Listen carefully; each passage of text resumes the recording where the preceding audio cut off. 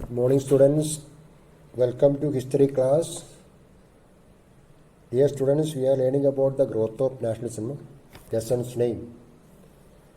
And our topic is the factors promoted the growth of nationalism in India after the revolt of 1857. Means there was the growth of India's freedom movement after the revolt of 1857, and we are learning about the various causes for this growth of nationalism in India. Okay, one we have learned now, the economic exploitation of the Britishers in India after the revolt of 1857 was one reason for the growth of freedom movement in India. And now the second one, repressive colonial policies of the Britishers. So what do you mean by colonial policies?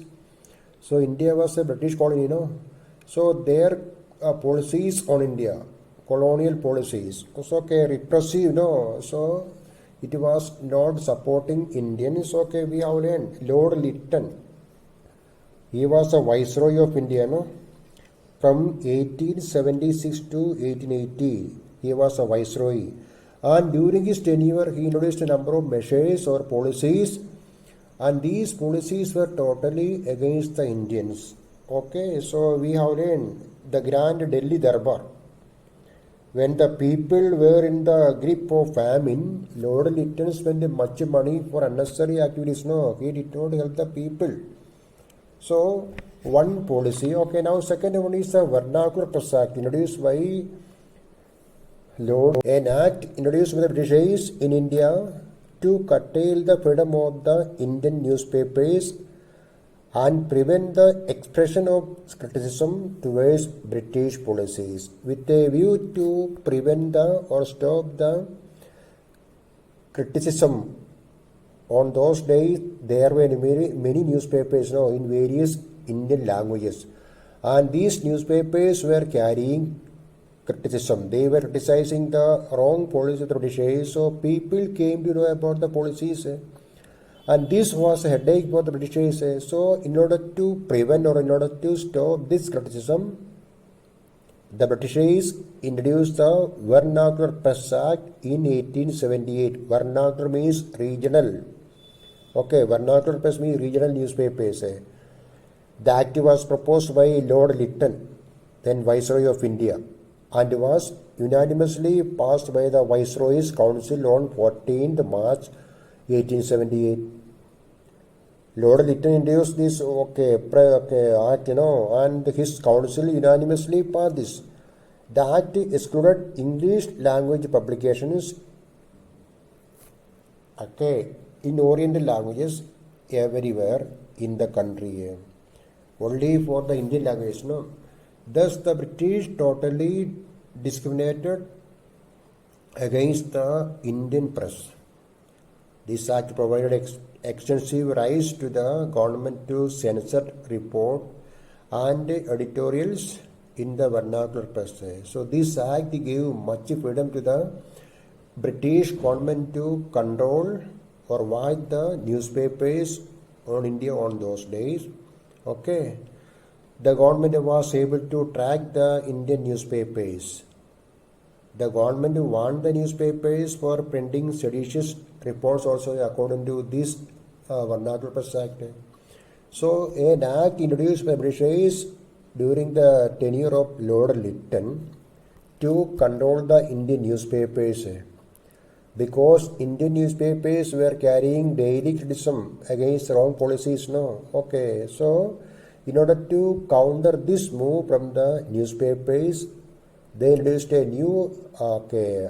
It was known as the Vernacular Press Act, once again to control the Indian newspapers.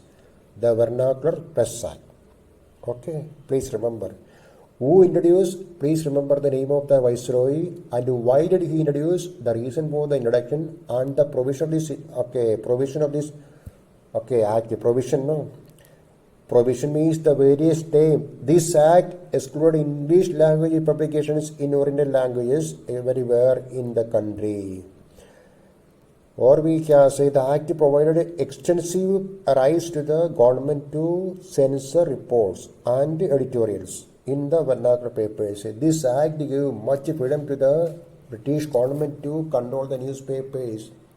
Okay, Vernacular Press Act, another policy that caused the growth of nationalism in India. Okay, Lord Lytton. Then, once again, the Vernacular Press Act forbade vernacular papers to publish any material that might excite feelings of dissatisfaction against the British government. Okay. This act was not applicable to English newspapers. In 1882, the act was repealed by Lord Ripon. Lord Ripon withdrew this act, repealed, cancelled, we can say. Another one, the Indian Arms Act of 1878 made it a criminal offence for Indians to carry arms without license. This act was not applicable to the Britishers. Another one, okay, the Indian Arms Act. So another act, no, according to this act, Indians were not allowed to carry arms without a license, but for the Britishers, it was there. So this act created two types of citizens with what we can say different privileges. Okay, Arms Act. And then the maximum age limit for Indian civil service examination was reduced from 21 to 19 years, thus making it difficult for the Indians to compete for it. So listen, we are learning about the second reason for the growth of freedom movement in India. So due to the policies of the Britishers, which policy? Anti-Indian policies of the Britishers that caused a rise of nationalism in India. Okay, the import duties on British textiles were removed. It proved harmful for the Indian industry. Import duty, what do you mean by import duty and export duty? Import duty means a kind of tax. Suppose we are going to import something from other countries to India, so that person has to give a kind of tax to government of India, import duty. The import duty is very high. Okay, certainly the price of that good is also very high, import duty. On those days, with a view to destroy the Indian industries, they reduced the import duty and there was the flow of British goods to India that destroyed the Indian industries. Okay. Already we have learned, no? There was a tough competition between the Indian goods and the British goods. British machine-made goods. Okay. Then, now listen.